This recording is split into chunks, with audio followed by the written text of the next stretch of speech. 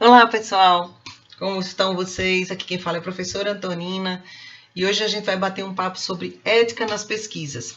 Eu organizei um material, uns slides para vocês e a gente vai alternando aqui um bate-papo e eu vou mostrando os slides para facilitar a compreensão do assunto, tá bom? Então vamos lá. Antes da gente entrar na ética mesmo, nas pesquisas, a gente vai falar um pouquinho da formação acadêmica. Os alunos costumam perguntar, professora, por que é que a gente precisa fazer pesquisa? Qual a importância disso? Nossa, eu estou fazendo um curso de direito, eu vim aqui para aprender a lei, a interpretar artigo, vim fazer, vou me formar em direito, quero advogar, quero ser juiz, quero ser promotor, enfim, delegado, professor. Por que eu preciso fazer pesquisa? Por que eu preciso aprender a metodologia? Tudo isso, né? Primeiro que toda a formação acadêmica ela é baseada num tripé. Ensino, pesquisa e extensão. Isso é uma orientação, inclusive, da nossa Constituição Federal. Então, se vocês observarem aqui, artigo 207 da Constituição Federal, ela norteia, ela orienta todo o ensino universitário e é baseado nos 3 pilares. Professora, qual a diferença de ensino, pesquisa e extensão? Primeiramente, ensino é aquilo que vocês veem em sala de aula, normalmente, quando o professor entra para falar de direito penal, direito civil de alguma forma orienta, ensina as teorias, né? Aquela troca de informações, aquele compartilhamento, aquela discussão em sala de aula, de forma presencial ou virtual, é uma forma de construir conhecimento e de repassar esse ensino. Já a pesquisa e a extensão, elas têm características diferentes. A pesquisa, porque a gente até já estudou isso em sala, para que ela seja considerada um conhecimento científico, para que esse conhecimento seja organizado de forma a ser considerado científico, ele precisa ser feito de forma sistemática, né? Dentro de alguns métodos, de algumas técnicas, de alguns padrões. Inclusive, vocês já tiveram aula sobre os métodos principais de científicos, os métodos secundários, os procedimentos. Então, toda a pesquisa, para ser considerada científica, ela tem que ser organizada, tem que ser sistematizada dentro desses métodos, tá? Então, quando vocês vão organizar, fazer um projeto de pesquisa e executar esse projeto e elaborar um artigo a partir daí, ou uma monografia, ou um outro trabalho, um seminário, quaisquer trabalhos acadêmicos, eles vão respeitar algumas normas, eles vão ser sistematizados e organizados em cima de métodos e técnicas, e para isso a gente vai, para que a gente possa considerar isso, a pesquisa científica, a gente vai trabalhar dentro dessa sistematização. Professora, e a extensão? A extensão tem uma característica já diferenciada. A extensão ela é aquele conhecimento que transborda os muros da universidade, que chega à comunidade através de projetos, através de capacitações. Então, quando você leva esse conhecimento pelos professores, juntamente com os alunos, né, para a comunidade, e que normalmente não estuda lá na faculdade, por exemplo, a gente organiza um exemplo de extensão, para capacitação para conselheiros tutelares que a gente faz, então organiza um projeto com os alunos e vai até a comunidade, juntamente com outros órgãos do Sistema de Garantia de Direitos da Criança, e faz essa capacitação para eles. Então, você está levando o conhecimento à comunidade e você está fazendo a extensão. Então, veja a diferença do ensino, né? Aquela coisa na sala de aula, ou presencial ou online, que é isso que a gente está fazendo aqui agora. A pesquisa, que é onde você vai fazer a leitura, os fichamentos, o levantamento, a coleta de dados, vai a campo, organiza depois o projeto, o artigo, a monografia e a extensão, que são essas formas de projetos junto à comunidade, certo? Então, vamos lá. Toda essa organização, né, ela vai, essa pesquisa, ela vai perpassar normalmente por trabalhos de conclusão de curso. Na monografia a gente chama, na graduação a gente chama de monografia, no mestrado a gente chama de dissertação, no doutorado a gente chama de tese. Então, essas exigências acadêmicas de pesquisa científica, elas são inerentes ao mundo universitário, elas fazem parte do mundo universitário. E a gente vai, de alguma forma, independente do nível, vai ter que fazer pesquisa em algum momento da vida, né? Como eu falei, seja na graduação ou até no mestrado e no doutorado, tá? Outro ponto importante é que essa ética na pesquisa científica ela encontra respaldo em alguns princípios, em alguns pilares, né? E que eles estão, vocês vão ver quando a gente comentar agora, eles estão de alguma forma relacionados. Um deles é a honestidade na apresentação. E veja que ele já se une ao segundo, que é a confiabilidade na execução das pesquisas e nas conclusões. Então, vejam, quando a gente fala em honestidade na apresentação, para que você organize e apresente um trabalho de forma honesta, você precisa que todo o levantamento seja feito em dados e fontes seguras e confiáveis. Toda a coleta de dados tenha respaldo, tenha um lastro em cima de informações, de dados e de conhecimentos que foram organizados de forma sistemática, de forma imparcial, de forma honesta, para que essa pesquisa venha a ter credibilidade, ela seja realmente uma pesquisa imparcial, seja uma pesquisa séria, uma pesquisa ética, né? Então, quando a gente fala também na imparcialidade, já chegando ao terceiro princípio, a gente está falando de uma pesquisa que foi levada em conta independente do seu ponto de vista particular ou pessoal, né? Porque você como pesquisador tem que ser imparcial, você como pesquisador você tem que ser neutro na apresentação dos seus resultados, né? Você pode até não concordar com, por exemplo, a redução da maioridade penal, mas você vai fazer uma pesquisa sobre isso, você precisa trazer os dados dos doutrinadores, por exemplo, que pensam de forma diferente da sua, né? E ter cuidado, inclusive, para que você na balança não sobrecarregue mais um lado ou outro e acabe deixando a sua convicção pessoal, a sua ideologia, o seu pensamento contaminar e influenciar naqueles resultados, né? Enquanto pesquisador, você precisa ser neutro e imparcial, certo? Bom, na coleta de dados, ser o mais objetivo possível, não é? E tratar esses dados de forma objetiva, justamente para não deixar, pelas razões que nós já comentamos, que a sua subjetividade, o pensamento pessoal, os valores que você carrega, a cultura que você vive, ela acaba influenciando no pensamento do pesquisador, né? Você, enquanto pessoa, é diferente de você enquanto pesquisador. No item 5, a gente fala em respeito por participantes e objetos do trabalho de pesquisa. Professora, o que seria esse respeito por participantes? Toda pesquisa que ela é realizada com os seres humanos ou com animais, ela precisa passar, por exemplo, por um comitê de ética, né? E é elaborado um termo de consentimento livre e esclarecido. Então, quando você vai fazer essa pesquisa com pessoas ou em pessoas, né? Você vai fazer entrevista ou pesquisas médicas que envolvem dados e às vezes são tratamentos com pessoas, né? Elas têm todo um cuidado, todo um procedimento, uma orientação ética maior ainda, justamente para que você respeite essas pessoas que estão participando da sua pesquisa. Então, elas precisam ser informadas de que pesquisa é essa, de que instituição se trata, ela é sobre o quê, qual é a finalidade dessa pesquisa. Então, você normalmente elabora um termo de consentimento livre esclarecido e submete essa pesquisa, o seu projeto de pesquisa, ao Conselho de Ética, ou Comitê de Ética da sua instituição, quando a pesquisa ela envolve pessoas ou seres humanos, tá? E animais também, pesquisas do pessoal da área de medicina veterinária, de agronomia, que envolvam animais, também tem todo uma orientação diferenciada, justamente pelo respeito, por respeito aos participantes dessa pesquisa ou aos objetos de trabalho da pesquisa. E no item 6, a gente até destacou, veja que está em vermelho, a veracidade na atribuição dos créditos e trabalhos do outro, né? Então, veja, o que é a atribuição dos créditos? Se você utilizou determinado autor na sua pesquisa, não vou até mostrar aqui para vocês. Por exemplo, aqui eu tenho um livro de Direito Sistêmico e Justiça Criminal, de Milena Patrícia da Silva, certo?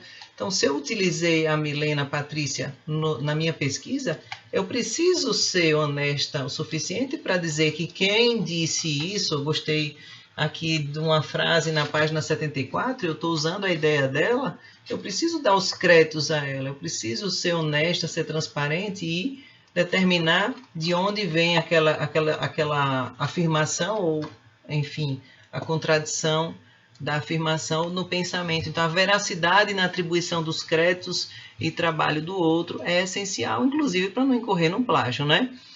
Por falar em plágio, vamos entender o que é o plágio e algumas situações, inclusive no âmbito internacional, né?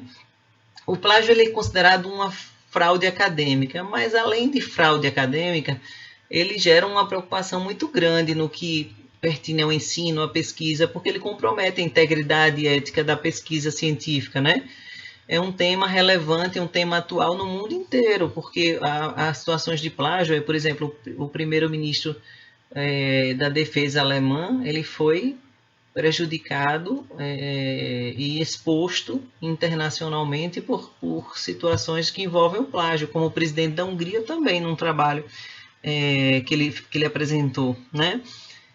Então, o plágio, além do aspecto jurídico, ele é um problema também institucional, ele é um problema da instituição, que precisa acompanhar o aluno, do orientador que precisa fiscalizar as fontes, que precisa conversar com o aluno, fazer essa educação moral voltada ao desenvolvimento da aprendizagem sobre a integridade científica, certo?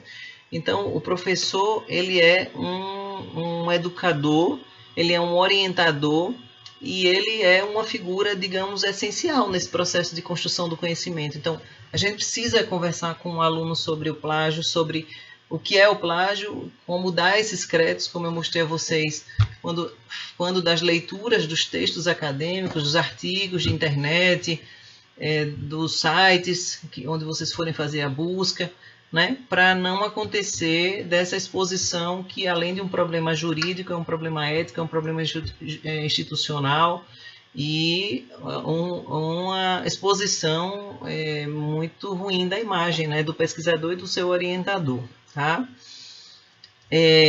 Bom, a CAPES, certo, como o órgão que acompanha as publicações, né, relacionadas ao Ministério da Educação, é o órgão que é responsável, né, e juntamente com a OAB, em 2011, foram editados alguns documentos sobre o plágio, tá?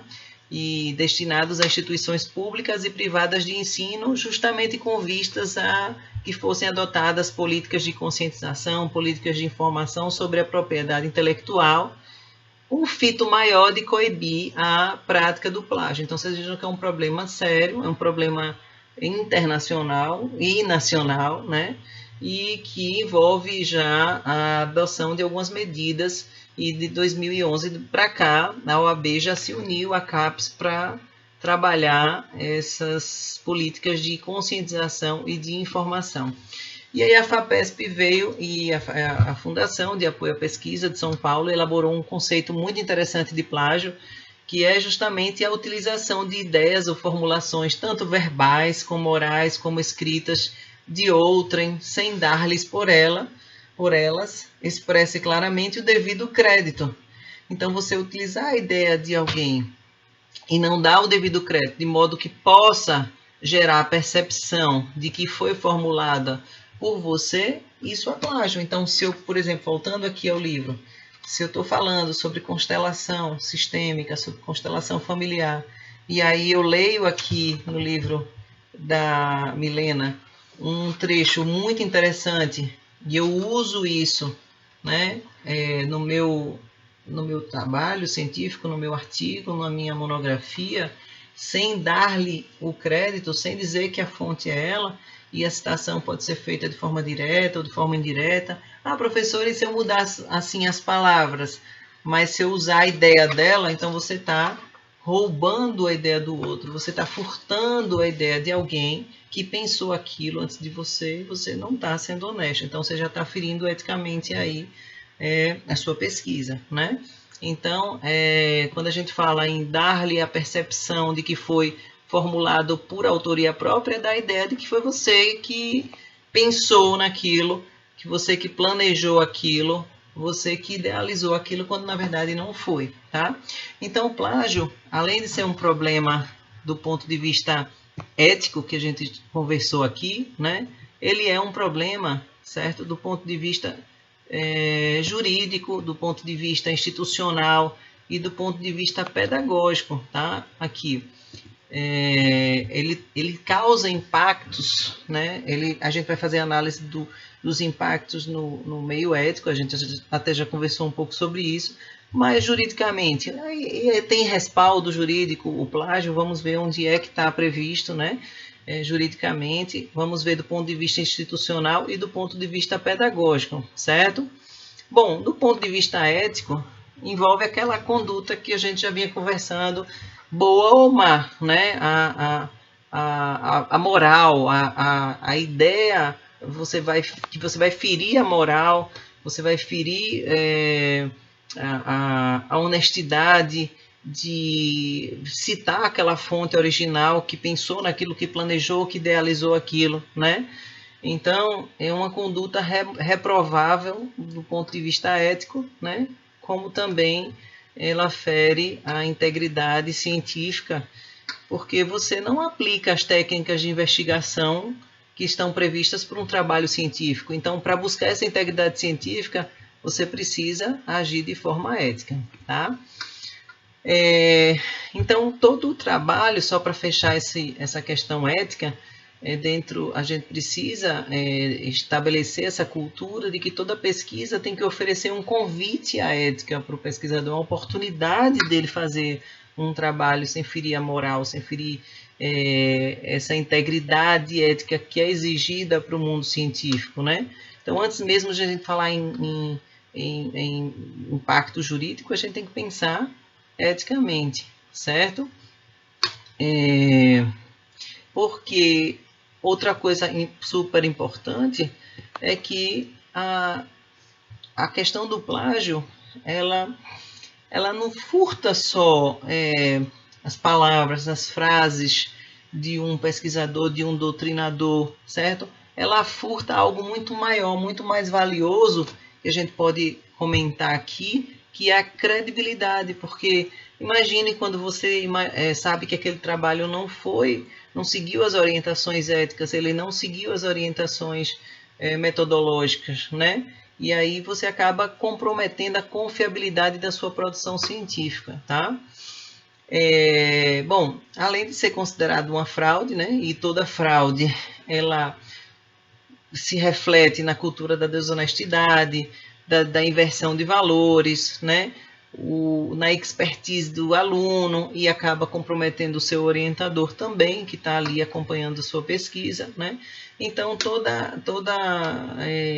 quando a gente fala em ética, a gente precisa pensar na postura firme da instituição quando essa ética é ferida. Então, compromete também a imagem da instituição quando ela não tem uma postura de educação moral, de valores, de cultivar essa ética no seu meio acadêmico científico, certo?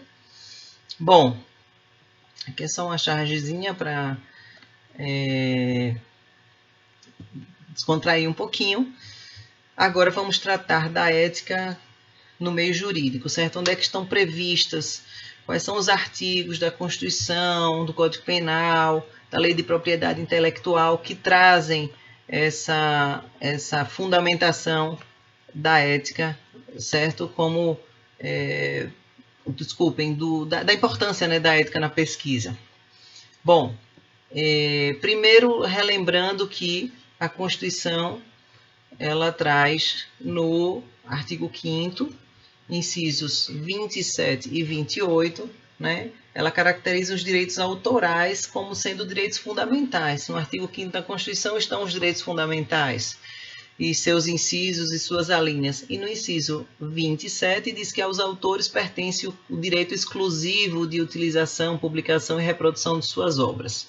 E no 28 também protege a participação nas obras individuais, coletivas, né, imagem, voz, e na linha B o direito de fiscalizar o aproveitamento econômico. Então, vocês vejam que há uma previsão constitucional, inclusive num artigo de extrema importância, que é o artigo 5º, né, que fala da questão dos direitos fundamentais e do direito à propriedade.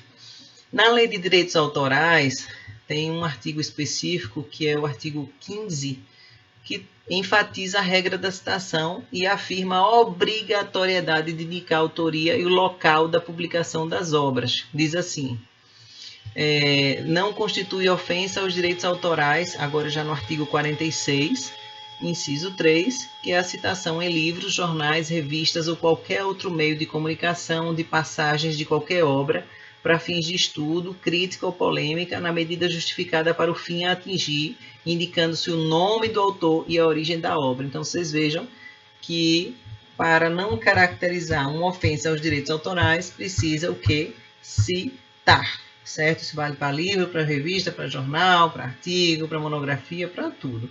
Se não citar, você ofende os direitos autorais, certo?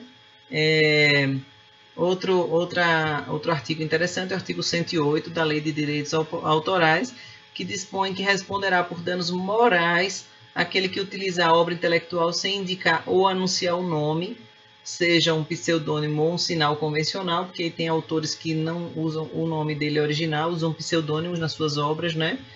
E então você precisa citar, senão você pode responder por danos morais, ser processado pelo uso da obra sem indicar ou anunciar o nome do autor. Outro aspecto importante é o Código Penal. O artigo 184 do Código Penal diz que violar direitos do autor e os que lhe são conexos pode, inclusive, incorrer em detenção de 3 meses a 1 ano ou multa, certo? Então, está lá no Código Penal a previsão para o plágio, tá? E do ponto de vista institucional, porque eu falei que o plágio pode comprometer o ponto de vista ético, ele pode ter impacto no ponto de vista jurídico, impacto no ponto de vista, no aspecto institucional e pedagógico. Institucionalmente, né, nas IES, nas instituições de ensino superior, né, ela é a instância onde se detecta o problema, é na instituição onde a gente vê o plágio, né, onde vê o problema acontecer, nas publicações dos alunos, trabalhos de conclusão de curso, as monografias, as dissertações de mestrado, as teses de doutorado, artigos científicos, né? E aí o plágio tem diferentes significados, dependendo da cultura do local, inclusive isso é muito mais forte. Em Harvard mesmo, nos Estados Unidos, se o aluno for flagrado, ele pode ser punido até com a expulsão do seu quadro discente.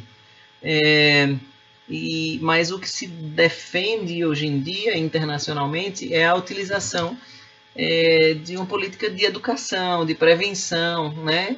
Não só a correção em si, a expulsão, mas trabalhar orientando os alunos, como a gente está fazendo aqui agora, sobre o plágio, sobre a ética nas pesquisas, de forma educativa e preventiva. Isso é papel do seu orientador, né? Uma atitude pedagógica da instituição, certo? A gente até coloca aqui a coisa do Ctrl+V, Ctrl+C, né? É tão fácil. A pesquisa hoje ela se utiliza dessas ferramentas tecnológicas o computador facilitou muito. Antigamente a gente fazia essas fichinhas à mão, existem as fichas mesmo para fichamento, a gente que gosta de fazer à mão, eu não recomendo hoje porque realmente é muito mais fácil você já organizar tudo no computador, nesse modelo de ficha que a gente já definiu, e utilizar depois nas pesquisas, mas hoje é de uma praticidade enorme. Então você está lendo um artigo numa revista eletrônica, num e-book, né, um artigo de lei, inclusive, você pode fazer a cópia, não tem problema, o Ctrl+V, Ctrl+C, Ctrl+V, desde que você cite. A questão não é não copiar, porque você precisa, inclusive, colocar autores, opinião de outras pessoas para dar fundamentação, para dar força àquela sua pesquisa, certo? Dar respaldo no estado de arte, justamente é saber transitar por entre os autores e as opiniões mais divergentes possíveis para justamente chegar a uma conclusão sobre aquilo. Então não tem problema em fazer a utilização do Ctrl+C, Ctrl+V, só que você precisa fazer a citação da fonte, né? Então a gente fala muito do âmbito pedagógico, institucional, em relação àquilo que a gente já conversou, das ações preventivas para prevenir o plágio, né? As disciplinas curriculares dedicadas à pesquisa, como a nossa, com metodologia. Então, esse é o nosso papel, de trabalhar dentro da metodologia científica a questão da ética na pesquisa, né? E promover essa mudança efetiva de cultura, né? Acabar com essa história de pesquisar sem citar as fontes, né? Não aceitar esse tipo de comportamento, de conduta na pesquisa. Então, nós temos que ser educados e preparados para fazer a pesquisa de forma ética, de forma confiável, de forma honesta, né? Essa postura é a postura desejada. E aí, independente de ser metodologia ou não, a gente precisa, uma coisa que eu sempre defendo é que a ética na pesquisa ela precisa ser trabalhada entre todas as disciplinas, né? Quando vocês forem fazer pesquisa em direito penal, em direito civil, em direito constitucional, toda essa pesquisa tem que ser feita de forma ética, não é um ponto a ser trabalhado só em metodologia ou só em TCC1, TCC2. Não, vocês precisam todos os fichamentos, todas as pesquisas, os seminários, os trabalhos, os artigos que vocês forem publicar, eles precisam respeitar essa postura ética, né? Até para evitar um problema realmente de plágio, tá? E essa orientação tem que começar agora, vocês estão no comecinho do curso, tá? Bom, então eu acho que já trabalhamos basicamente o que é essa ética. Você já tem material aí para dar uma boa leitura. Vamos fazer o fichamento desse artigo, né? E é importante que vocês adiantem esse material. Qualquer dúvida a gente vai conversar. Outra coisa interessante que eu queria comentar é a questão de existem outras formas de fraude na pesquisa, só para fechar rapidinho, né? Fabricar resultados e registros como se fossem reais, né? Por exemplo, você está fazendo uma pesquisa de campo e você, sei lá, alguma pesquisa sobre direito do consumidor e você colocou lá que você vai pesquisar dentre 1.000 consumidores de Aracaju, de classes A, B, C, ou de bairros específicos, enfim. E aí você colocou isso como objeto de sua pesquisa e você não está dando conta, né, de aplicar esses questionários e seguir o rigor que a sua pesquisa inicialmente desenhou, né? E aí você começa a pedir outras pessoas para fazerem isso e aí você viu que chegou a 700, 800 questionários, não chegou a 1.000 e você mesmo começa a preencher em casa esses questionários para forçar um resultado e dizer que concluiu aquilo, né? Imagine, eu acho que eu não conseguiria dormir trabalhando dessa forma, porque eu estaria manipulando resultados, eu estaria fabricando resultados, né?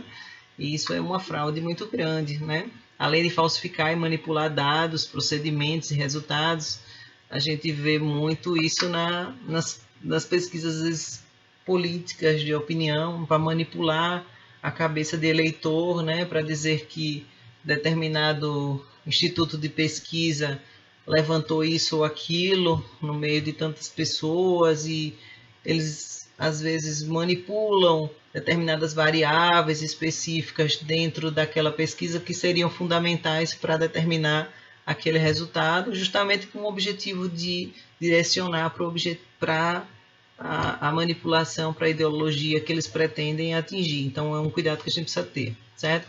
E o autoplágio é quando você já publicou algo e você republica, né, como se fosse inédito, como se fossem novos. Então, assim, se você já tem, digamos que eu já tenho um livro publicado de determinado assunto, de alienação parental, vamos lá. E aí, mais adiante, eu vou e publico um artigo sobre alienação parental e uso o material que eu já publiquei no livro anterior, sem mencionar que aquilo já foi publicado anteriormente. Então, mesmo quando eu estou usando um material meu, mas que já foi publicado anteriormente, seja um artigo, seja um TCC, seja um livro, eu preciso informar a fonte daquela citação, porque eu já publiquei aquilo. Então, seria desonesto eu ficar republicando o mesmo material e contando aquilo como publicação, né? Então, a autoplágio é quando você republica material seu, né? Por isso que é autoplágio, né? Sem dar os devidos créditos mencionando que aquilo já foi divulgado cientificamente, que não é novidade, certo?